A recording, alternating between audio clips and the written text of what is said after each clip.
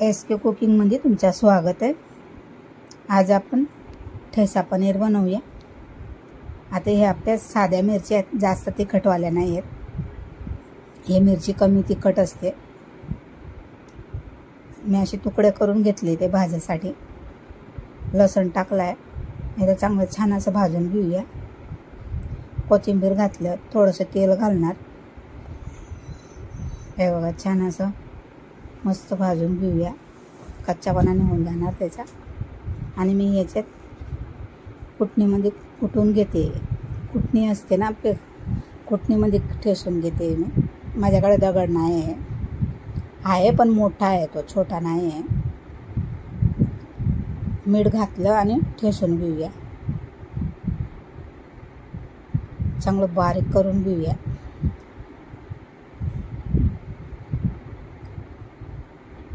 असं बारीक झालं की लगेच शेंगदाण्याचं कूट टाकलंय मी। शेंगदाणा पण भाजून तुम्ही करू शकता, मिरचीमध्ये भाजू शकता। 2 चमचा भरून टाकलेत मी शेंगदाणे। मिक्स करून घेऊया। आता आपला ठेचा तयार झाला आहे। आता हे पनीर घेतलंय मी।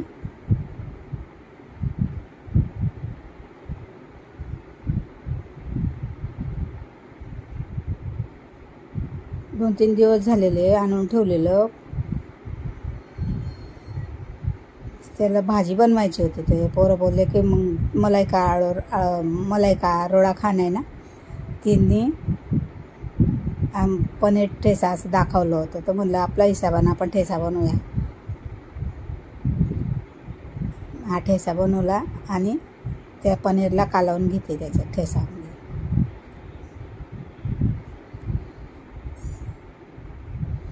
तेल टाकायचं विसरलं, म्हणजे तेल टाकलं तर जरा चिपकून जातं ना, चिटकत नाही ते पटकन। कालवून घेते आता हे। तुम्हाला माझी रेसिपी आवडते की नाही ते मी कमेंट पण नाही करत। कमेंट तर करा, जसं जसं तुम्हाला सांगता येईल तसं, बरं वाईट काय जसं असेल तसं सांगू शकता तुम्ही। आता हे ठेचा आपण तिला पनीरला लावून घेऊया।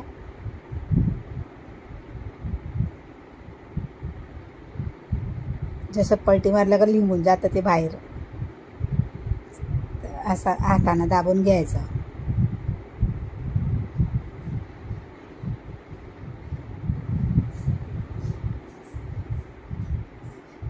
मी जरा पनीरला आहे ना थोडंसं खुसखुशीत भाजलं आहे, म्हणून थोडंसं ठेचा आहे ना लागला आहे तव्याला, म्हणजे खाताना पण असं खुसखुशीत लागतं, ते कच्चं लागत नाही। ते थोडं जास्त मी भाजलं आहे।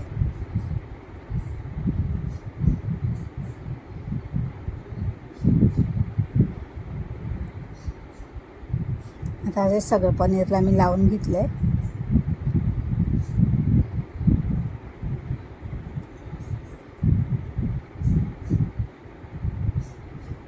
थोडंसं तेल टाकलं आहे बघा मी।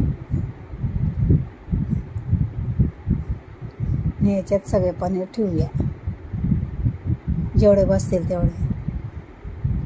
तुम्ही अख्खं पण पनीरला लावून आणि भाजू शकता। आता आम्ही 3-4 जण आहेत, एक वाटा, एका जणाला एक पीस यायला पाहिजे म्हणून मी कापून घेतलेत ते। पलटी मारलंय मी,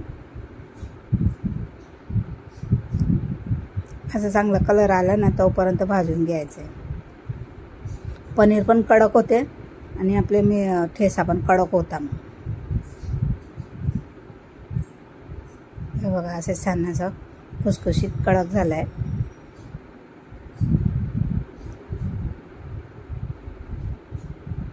आणि कमेंटमध्ये मला सांगा बरोबर बनवलं की नाही। मलायकाची रेसिपी आहे, तिची हॉटेलमध्ये टाकली आहे तिने, तर मी म्हणलं मी पण बनवून बघूया। झाले तर काढून घेते।